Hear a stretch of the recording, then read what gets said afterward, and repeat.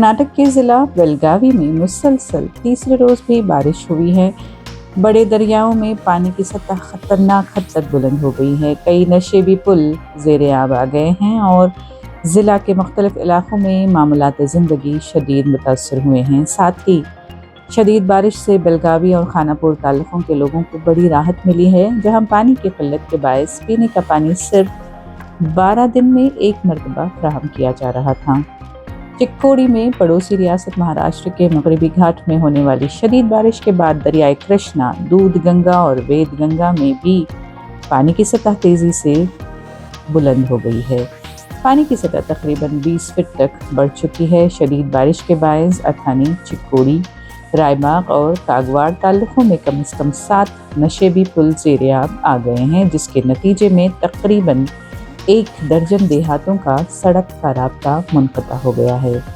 बेलगावी शहर के Bhagyanagar third cross में एक बड़ा दरख्त गाड़ी पर गिर गया, साथ ही बिजली के खंभे भी गिर गए हैं। कई घंटों तक बिजली की फराहमी मुअत्तल रही। कपिलेश्वर मंदिर के करीब एक पुरानी इमारत का अगला हिस्सा भी गिर गया, लेकिन कोई जानी नुकसान नहीं हुआ। 3 रोज़ा बारिश के दौरान ज़िला भर में कई दरख्त गिरने, खस्ताहाल इमारतों को नुकसान होने और कई इलाकों में पानी जमा होने के मामले रिपोर्ट हुए हैं। मकामी अफराद ने इंतज़ामिया से मुतालबा किया है कि मानसून मज़ीद शिद्दत इख्तियार करने से पहले खस्ताहाल इमारतों और ख़तरनाक दरख्तों का फौरी सर्वे किया जाए। ज़िला के इंतज़ामिया ने शहरियों को एहतियात बरतने की हिदायत देते हुए कहा कि बड़े दरख्तों के नीचे गाड़ियां पार्क करने से गुरेज करें और किसी भी ख़तरनाक इमारत या दरख्त की फौरी इत्तला मुतल्लिक़ा हुक्काम को दें।